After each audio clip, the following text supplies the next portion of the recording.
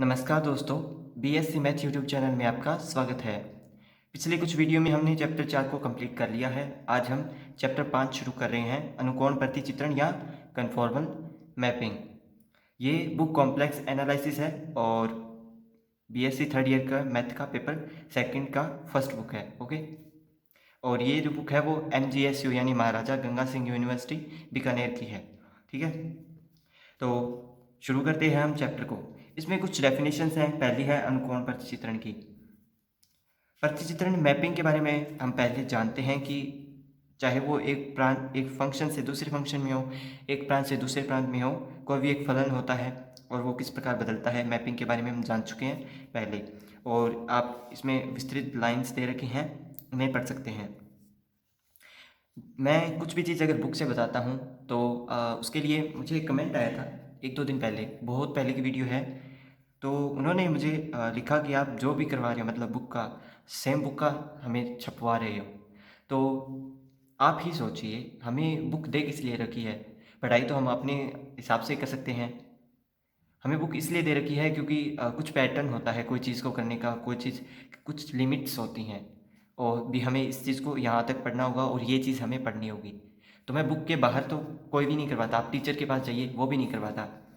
किसी चीज़ कोई भी मान लो, अगर कोई भी थ्योरम है तो उसमें हो सकता है बहुत कम चांस हो कि उसमें हम थोड़ा मोटा चेंज कर सकें, लेकिन कुछ थ्योरम्स ऐसी होती हैं जिन्हें मैं या कोई भी टीचर है जो है वो चेंज के साथ नहीं करवा सकते। इसलिए मैंने वो थ्योरम आपको बुक से ही करवाई थी। जैसे कि इसकी 5.2 थ्योरम है। 5.1 मैं आपको करवा दूंगा, लेकिन 5.2 आपको बुक से ही पढ़नी पड़ेगी। ठीक है ना। और उन्होंने कुछ अपशब्द भी जो है कमेंट सेक्शन में लिखे थे, इसलिए मैंने उनके जो दोनों कमेंट्स हैं उनको भी रिमूव कर दिया है और उनकी नोटिफिकेशन को भी हाइड कर दिया है। नेगेटिविटी हर जगह होती है और यहाँ पे भी होगी, लेकिन उस नेगेटिविटी से मुझे कोई इफेक्ट नहीं पड़ता क्योंकि जो पॉजिटिव कमेंट्स हैं वो मुझे काफ़ी मिल रहे हैं। तो उसके लिए आप सभी का धन्यवाद। अब हम चैप्टर को शुरू करते हैं। सबसे पहले कन्फॉर्मल मैपिंग। ये डेफिनेशन 2014, 15 और 19 में आई हुई है। 1 या 1.5 नंबर में आ सकती है और 2012 में भी आई हुई है। जैसा कि आप सभी को पता है कि जो डेफिनेशंस होती हैं बुक में काफ़ी ज़्यादा कठिन लिखा हुआ होता है, इसलिए मैं डेफिनेशंस जो है मेरे नोट्स से करवाता हूँ। अगर मैंने बनाए हूँ तो अभी भी मैं जो डेफिनेशन है वो नोट्स से ही करवाऊँगा। मैं नोट्स ले आता हूँ। तो ये है मेरी नोटबुक, चैप्टर 5 अनुकोण प्रतिचित्रण कन्फॉर्मल मैपिंग। कौन से ईयर में आया हुआ है वो यहाँ पे लिखा हुआ है। अनुकोण प्रतिचित्रण।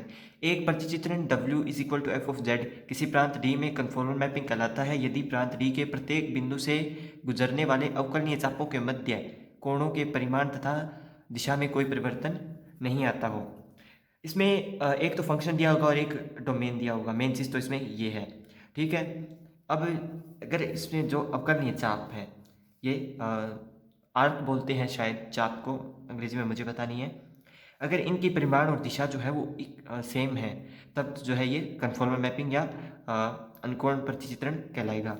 दे रखा है W is equal to F of Z is equal to U plus iota V. ये हम पहले से जानते हैं ये तीन चीज़। अब मैपिंग कब होती है? जब एक चाहे वो प्रांत हो चाहे एक फंक्शन से दूसरे में फलन जाए। तो जब z पे कोई फंक्शन अप्लाई होगा तब हमें एफ ऑफ जेड यानी w मिलेगा। तो पहले मान लिया कि p x0 y0 कोई पॉइंट है एक्स वाई प्लेन में। ओके, ये z प्लेन है जिसमें एक्स वाई अक्ष है, एक्सिस है, और ये w प्लेन है जिसमें uv अक्ष है, क्योंकि w एफ ऑफ जेड या एफ ऑफ जेड में uv होते हैं, ये जानते हैं। तो इसमें कोई बिंदु P x0 y0 से दो चाप शुरू होते हैं। एक ये है और दूसरा ये है C1 और C2। ये विभिन्न जो है इस पे मैंने बिंदु बनाए हुए हैं और इसकी दिशा जो है वो इस तरफ है और ये इनके मध्य का कोण अल्फा मैंने मान दिया। ठीक है। जब इस पे फंक्शन अप्लाई होगा तब ये जो है W प्लेन में किस प्रकार चेंज होगा तो वो देखिए। W प्लेन में यहाँ पे बिंदु जो है वो एक्स वाई से यू वी में कन्वर्ट होते हैं। चैप्टर 4 में भी हमने यू से एक्स वाई को यू वी में कन्वर्ट किया था, वैसे ही यहाँ पे है।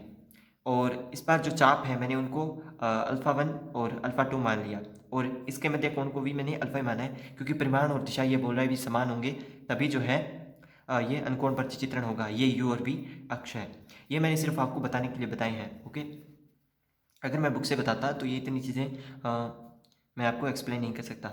तो इसका एक एग्जांपल भी हमें जब हमने की थी, हमें हमारे जो टीचर हैं उन्होंने बताया था कि w इज इक्वल टू अगर हमारे पास z plus one plus iota हो तो z प्लेन में हमारी जो वैल्यू होगी ना वो x बराबर 0, x बराबर y0, ये वैल्यूज़ जो है वो मैंने अपनी तरफ से मानी है, ठीक है।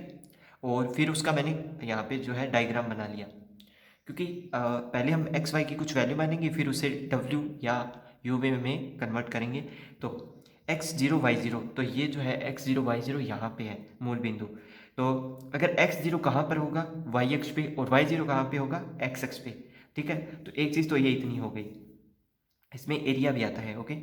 और एक है हमारे पास x is equal to one और y is equal to two, तो x is equal to one यहाँ पे मान लिया मैंने और y is equal to two. तो इन चारों से मिलके ये जो है ये हमें यहाँ पे इतना एरिया मिला। अब देखते हैं कि जब z प्लेन से ये w प्लेन में जाएगा तो वो एरिया किस प्रकार चेंज होगा, वो देखने वाली बात होगी। तो वो मेरा नेक्स्ट पेज पे है, हम नेक्स्ट पेज पे चलते हैं। लेकिन उससे पहले मैं आपको एक चीज़ बता देता हूँ। देखिए जेड समतल जो है वो यहाँ पे बना हुआ है, ठीक है। अब इसे डब्ल्यू में चेंज किया तो ये हमारे पास इस प्रकार बना। नोट्स में भी मैंने बना रखा है, लेकिन वो तुल्यकालिक रूपांतरण के बाद, उसको हम बाद में देखते हैं, पहले इसकी बात करते हैं। मैंने भी सेम इसी प्रकार का ग्राफ बनाया है। अनुकोण प्रतिचित्रण कब होगा, जब जो हमारा कोण है उसकी परिमाण व दिशा समान हो, ठीक है ना। तो ये कोण देखिए, इसका परिमाण जो है वो निकालते हैं, किस प्रकार निकालेंगे वो आगे देखेंगे। इस साइड इसकी दिशा है, यहाँ पे डब्ल्यू समतल में ये इस प्रकार बना। तो आप देखेंगे कि अगर आप इस वक्र को घुमाकर देखेंगे ना तो दिशा जो है वो इस प्रकार ही इसकी आएगी, ठीक है ना। तो तब जाकर ये कन्फॉर्मल मैपिंग होगा, ठीक है। और उसके बाद है, यदि रूपांतरण के अंतर्गत प्रत्येक बिंदु पर कोण का केवल परिमाण ही परिलक्षित हो या वो इक्वल हो तो उसे तुल्य कोणीय रूपांतरण या आइसोगोनल ट्रांसफॉर्मेशन कहते हैं। अब नोट्स पर आते हैं। नोट्स में तुल्य कोणीय रूपांतरण या आइसोगोनल ट्रांसफॉर्मेशन, यदि रूपांतरण में प्रत्येक बिंदु पर कोण का केवल परिमाण ही समान हो तो उसे तुल्य कोणीय रूपांतरण कहते हैं। बुक और नोट्स में डेफिनेशन में कोई फर्क नहीं है, लेकिन एक शब्द का फर्क है। कोण का परिमाण ही परिलक्षित होता है, ये नोट्स बुक में है, और समान होता है, ये नोट्स में है। आप जानते हैं परिलक्षित का मतलब? आप अगर जानते हैं तो प्लीज़ कमेंट करके ज़रूर बताइए, नहीं तो उसका मतलब समान होता है, ये देखिए। तो मैं बोल रहा हूँ भी नोट्स में जो हमने डेफिनेशन लिखी है वो थोड़ी सी इजी वे में होती है, इसलिए मैं नोट्स से बताता हूँ। अब बात करते हैं हम उसी सवाल की। यहाँ पे बस फ़र्क इतना है कि वहाँ पे जब प्लस वन प्लस आइटा था, यहाँ पे माइनस है। इससे कोई फ़र्क नहीं पड़ता कि माइनस हो या प्लस हो, ठीक है। अब यू वी की सॉरी जेड की वैल्यू हमने एक्स प्लस आइटा वाई रखी, फिर डब्ल्यू बराबर हमने ये फंक्शन बना लिया। सेम वही प्रोसीजर वहाँ पे करना होता था, होगा सेम यही यहाँ पे। अब x बराबर 0, वाई एक्स बराबर 1, वाई बराबर 0, वाई बराबर 2, सेम वही बिंदु लिए हैं जो मैंने पहले लिए थे। अब इनका u और v में ट्रांसफर किस प्रकार होगा। u में जो है हमारे पास ये वैल्यू x प्लस वन और v में y माइनस वन। तो x बराबर 0 रखेंगे तो u आ गया, x बराबर 1 रखेंगे तो 2 आ गया, y बराबर 0 तो माइनस वन और y बराबर 2 तो 1। तो ये u अक्ष है, ये v अक्ष है। अब ये मैंने लाइन ड्रॉ कर ली। अब बिंदु देख लेता हूँ, पहले u1 और u2, u1 यहाँ, u2 यहाँ, दो लाइनें ऐसे ड्रॉ की मैंने। फिर v1 और v माइनस वन, तो v1 और v माइनस वन दो लाइनें इस तरह ड्रॉ करी। तो जो z का समतल में क्षेत्र या एरिया यहाँ पे था वो खिसक के यहाँ पे आ गया। तो इस प्रकार जो है इनका ट्रांसफॉर्म हो गया है, रूपांतरण हो गया है, ठीक है। अब हम आगे इसकी थ्योरम कर रहे हैं, थ्योरम 5.1 जो कि 13 और 14 में आई हुई है। Necessary condition of A conformal mapping, book में देखते हैं इसको। थ्योरम 5.1, यदि W बराबर एफ जेड, जेड समतल के डोमेन D से W समतल के डोमेन D डैश में अनुकोण प्रतिचित्रण है तो एफ जेड D में Z का विश्लेषिक फलन होता है। यह हमें प्रूफ करना होगा। शुरू करते हैं हम चैप्टर 5 का थ्योरम 5.1। सबसे पहले हमें दे रखा है W बराबर एफ जेड, और हम जानते हैं कि इसके इक्वल में U X Y plus iota V X Y होता है। अब यहाँ पे सबसे पहले प्लेन की बात आएगी, तो जेड प्लेन और डब्ल्यू प्लेन में मैं दो ग्राफ बनाऊंगा, ठीक है। और जो ग्राफ है उनके दो चाप होंगे और उन चापों के मध्य कोई जैसे फिज़िक्स में होता है कि हमें एक अंश को अगर लेना हो तो उसे डी से डिफाइन करते हैं। तो यहाँ पे भी मैं एक अंश को लूँगा। मान लिया ये पूरा चाप है, ये दो चाप इस प्रकार हैं, तो उसका जो ये छोटा सा अंश है इसको मैं डी में जो है लूँगा। तो एक के लिए मैं डी एस तथा एक के लिए मैं डी सिग्मा क्रमशः का यूज़ करूँगा। जेड प्लेन तथा डब्ल्यू प्लेन के लघु चाप की लंबाई है। ठीक है, अब हम चाप की बात कर लेते हैं। ग्राफ में ये वाई अक्ष है और ये अक्ष एक्स अक्ष है। नोट्स में आपने देख ही लिया होगा वैसे तो, लेकिन समझाना मेरी जिम्मेदारी है। ये है जेड प्लेन, क्योंकि जेड प्लेन से ही डब्ल्यू प्लेन में जो है मैपिंग है। ये मैंने बिंदु P X zero Y zero मान लिया। यहाँ से एक चाप C1 और एक चाप C2, क्योंकि एक ही बिंदु से चाप निकलेंगे तभी जो है उनके मध्य कोण बनेगा और तभी जो है उसके परिमाण और दिशा का ज्ञान हो सकता है। तो ये कोण मैंने अल्फा मान लिया। अब इसका जो एक अंश या जो चाप लंबाई है, लघु चाप लंबाई, वो मैंने ये मान ली। ठीक है, इतनी चाप लंबाई मैंने यहाँ पे ली। तो छोटा हिस्सा है तो मैं छोटे हिस्से को जूम करके बड़ा लिख रहा हूँ। छोटा हिस्सा लिया है तो इस अक्ष एक्स को डी एक्स तथा वाई को डी वाई और इसको मैं नाम दे देता हूँ डी एस, जैसा कि मैंने यहाँ पे बताया है। उसी प्रकार अब डब्ल्यू प्लेन की बारी करते हैं। डब्ल्यू प्लेन, ये यू और ये वी अक्ष। ठीक है, यहाँ पे मान लिया कि ये जो चाप है वो इस दिशा में जा रहे हैं। ये P U zero V zero बिंदु, इसको पी डैश नाम दे देता हूँ, यहाँ पे पी है तब। और इसका भी चाप अल्फा है, क्योंकि कोण नहीं बदलेगा वरना कन्फॉर्मल मैपिंग कैसी। और इसको मैंने V1 और V2 जो है नाम दे दिया चापों को। इसका डोमेन D है और इसका डोमेन D डैश है। अब इसकी लघु दूरी जो है वो मैंने डी सिग्मा मानी है, तो ये डी सिग्मा होगी और ये डी वी और ये डी यू। ठीक है, अब इतनी बात हो गई। अब हम त्रिभुज, ये एक आप देखेंगे इसको तो ये पूरा एक त्रिभुज बनेगा, एक रेक्टेंगल। तो त्रिभुज से या रेक्टेंगल से हम पाइथागोरस प्रमेय जानते हैं, जिसके अनुसार जो कर्ण की स्क्वायर है वो आधार और लंब की स्क्वायर के इक्वल में होता है। तो डी एस जो है यहाँ पे सबसे बड़ी वैल्यू होगी, ये सबसे बड़ी जो है लंबाई होगी, is equal to D x की स्क्वायर प्लस डी वाई की स्क्वायर। ये वाले दोनों आ गए। ठीक है, पाइथागोरस प्रमेय से।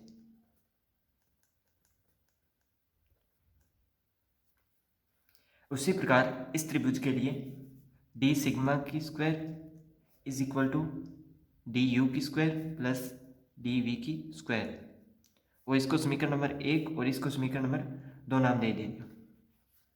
अब हमने चैप्टर 4 में चेन रूल का यूज़ किया था कुछ सवालों को हल करने के लिए या प्रूफ करने के लिए। तो चेन रूल से, चेन रूल, अगर हमें डी यू की वैल्यू निकालनी हो तब हम क्या करेंगे?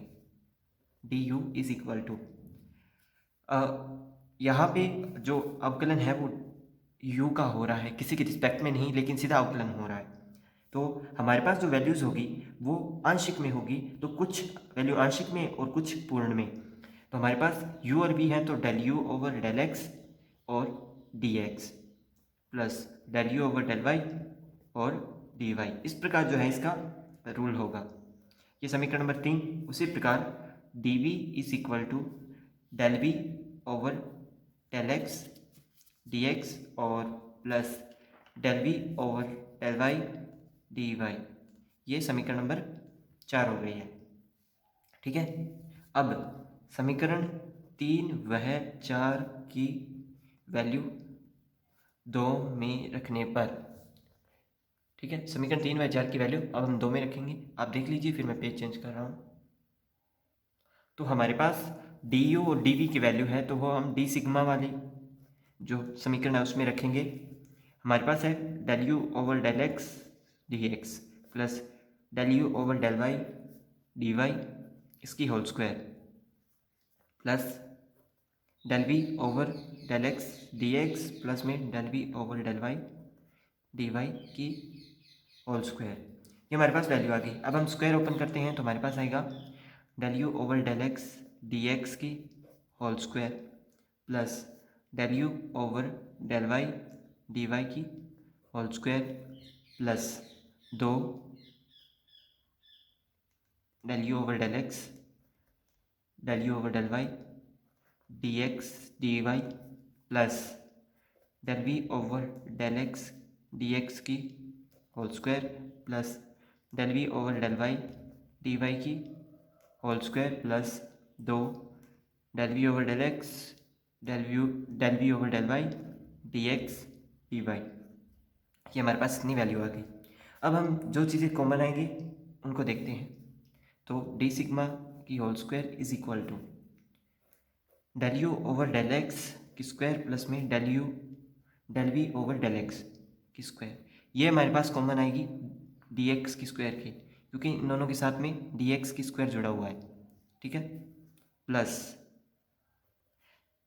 Del you over del Y की whole square plus del we over del Y की होल स्क्वायर की और मल्टीप्लाई में डी वाई की स्क्वायर, यहाँ पे लिख रहा हूँ डी वाई की square plus d x D y भी कॉमन आएगा तो हमारे पास बचा del you over del x del you over del Y plus del we over del x del we over del Y D x D y common आ गया हमारे पास। इसको समीकरण नंबर 5 नाम दे दिया। जब कन्फॉर्मल मैपिंग हो तो डी सिग्मा व डी एस के जो अनुपात हैं वो समान होंगे। मैपिंग है तो उनका जो रेशियो होगा डी एस और डी सिग्मा का वो इक्वल होगा। जब कन्फॉर्मल मैपिंग हो तो डी एस व डी सिग्मा के अनुपात या रेशियो इक्वल होंगे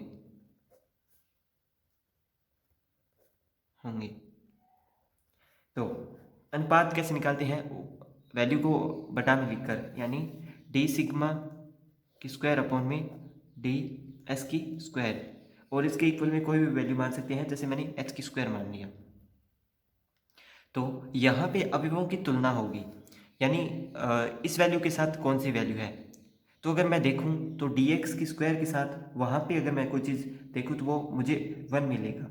उसी प्रकार डी वाई में भी 1 मिलेगा, लेकिन यहाँ पे डी एक्स डी वाई के लिए जो है 0 मिलेगा, क्योंकि वहाँ पे डी एक्स डी वाई जो है उस इक्वेशन में है ही नहीं। तो बटा में लिख देते हैं अनुपात में plus del we over del x की होल स्क्वायर अपॉन में 1। इसके अनुपात में ये रेशियो आई del we over del Y. एक तरीके से आप कह सकते हैं कि तुलना जो है हमने यहाँ पे की है, अपॉन में 1 और 2 del you over del x del you over del Y plus del we over del x del we over del Y. इसके जो अनुपात या जो तुलना करने पर हमारे पास जो है 0 मिला, ठीक है।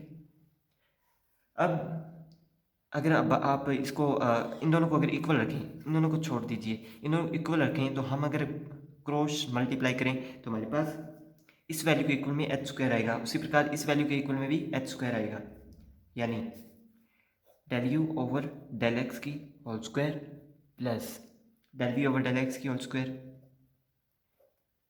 इज इक्वल टू, ये एच की स्क्वायर के इक्वल आएगा, उसी प्रकार इसके इक्वल में भी यही आएगा, और ये इक्वेशन नंबर मैंने 6 मान ली। अब यहाँ पे जो है बटा में 0 है, क्रॉस मल्टीप्लाई करेंगे तो ये एच की स्क्वायर अपॉन 1, ये ऊपर वाली वैल्यू और बटा में 0, क्रॉस मल्टीप्लाई करेंगे तो ये वाली वैल्यू तो वैसे की वैसी आ गई, इक्वल में इसका मल्टीप्लाई 0, यानी उस वैल्यू के इक्वल में 0 आएगा, तथा del you over del x del you over del Y plus del we over del x del we over del Y is equal to 0 आ गया। इसको इक्वेशन नंबर मैंने 7 नाम दे दिया है। अब यहाँ पे आपको कुछ चीज़ें माननी पड़ेंगी और उन्हें याद भी रखना होगा। तो मैंने माना, ये बुक में भी दे रखा है मानने वाली चीज़, del you over del x जो है वो इक्वल होगा एच कोस अल्फ़ा के, del we over del x equal होगा एच साइन अल्फ़ा के, del you over del y equal होगा एच कोस बीटा के, और del we over del y equal होगा एच साइन बीटा के। ठीक है, आप इतना देख लीजिए, फिर मैं नेक्स्ट पेज पे चलता हूँ। अब हमने जो मान जो है मानी है समीकरण 6 में, वो मान संतुष्ट करने चाहिए, तभी जो है हमारा सवाल सही हो सकता है। अगर हम वैल्यूज़ को समीकरण 6 में रखें, तो जैसे डेल यू के लिए जो वैल्यूज़ हैं उसमें अगर हम रखें तो ये एच कोस अल्फ़ा की स्क्वायर और एच साइन अल्फ़ा की होल स्क्वायर बनेगा। एच की स्क्वायर कॉमन आएगा और sine square plus cos square is equal to ये 1 होता है। तो ये इक्वेशन को सेटिस्फाई कर रहे हैं। अब हम समीकरण 7 में रखेंगे इन्हें। आपको यहाँ पे बताना होगा कि लिए गए मान समीकरण 6 को संतुष्ट करते हैं, वरना गलत हो सकता है। और अगर आपको वैल्यूज़ याद नहीं है तो ये आपकी थोड़ी हेल्प भी कर देगा, को संतुष्ट करते हैं। अब इन्हें समीकरण 7 में रखेंगे।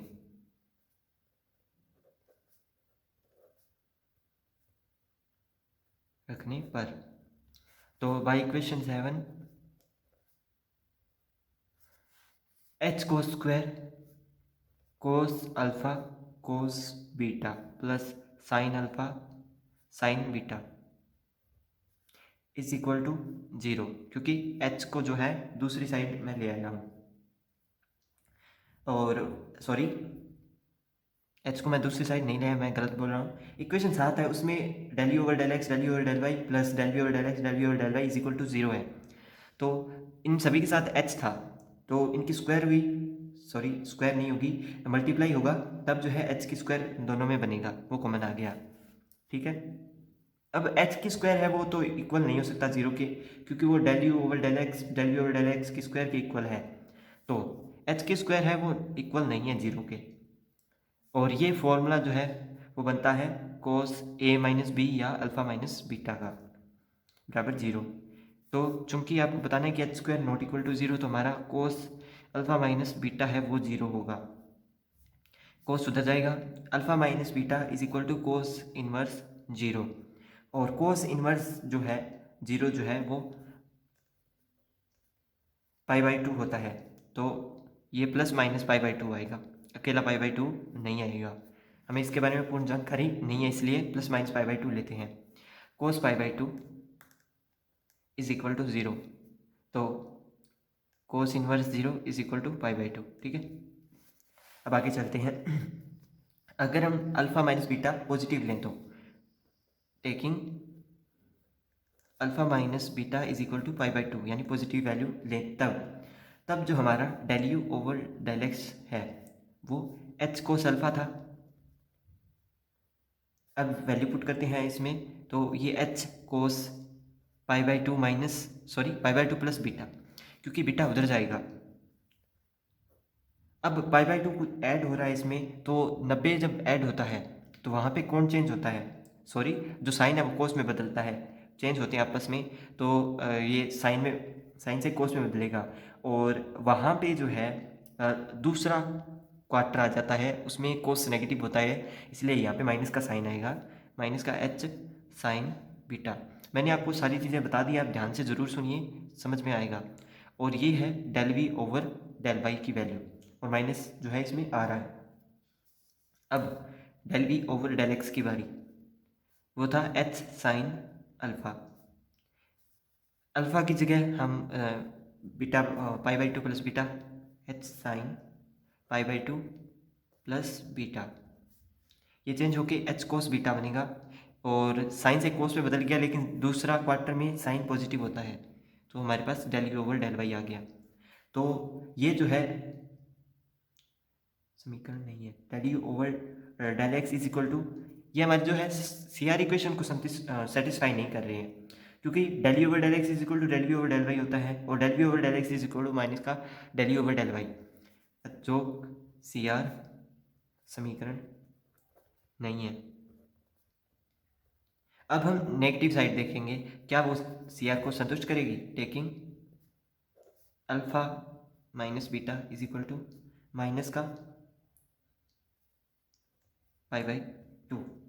तो अल्फा इज इक्वल टू हमारे पास बीटा माइनस का पाई बाई टू आ गया, और माइनस कॉमन लेने पर हमारे पास पाई बाई टू माइनस का बीटा आ गया। तब हम जो है वैल्यू रखते हैं del you over del x में। Del you over del x है हमारे पास एच कोस अल्फा, कोस में माइनस का कोई फर्क नहीं पड़ता, इसलिए एच कोस और पाई बाई टू माइनस बीटा। इस बार 90 में से माइनस हो रहा है, यानी पहले क्वार्टर में रह जाएगा, इसलिए पहले क्वार्टर में सारे जो है वो पॉजिटिव होते हैं। तो यहाँ पे साइन तो आएगा क्योंकि चेंज हो रहा है, लेकिन पॉजिटिव आएगा साइन बीटा, और इक्वल टू ये वैल्यू है del we over del Y की। उसी प्रकार del we over del x is equal to H sine alpha. अब इसमें साइन में जो है वो माइनस बाहर आ जाता है, अगर कोण के साथ माइनस हो तो अल्फा की वैल्यू पुट करते हैं, माइनस बाहर आ गया, h sine pi by two minus beta, और माइनस इसमें से पहले से ही है लेकिन कोस आ जाएगा, कोस बीटा बनेगा, और ये माइनस पड़ा है, और ये value del you over del Y की है, जो कि सी आर समीकरण को संतुष्ट करते हैं, को संतुष्ट करती है। अर्थात ये del you over del x is equal to del we over del y, और del we over del x is equal to minus का del you over del y. ये जो है थ्योरम हमने प्रूफ कर दिया, यानी ये सी आर समीकरण को संतुष्ट करवा दिया, जिसका मतलब जेड है वो एक विश्लेषिक फलन है। तो वीडियो अगर पसंद आए तो लाइक कर दीजिए, अपने फ्रेंड्स के साथ शेयर कर दीजिए, और चैनल सब्सक्राइब कर लीजिए, और एक बार इसे देख लीजिए पूरा पेज, दिखा देता हूँ आपको। सॉरी, वीडियो देखने के लिए आपका बहुत बहुत धन्यवाद।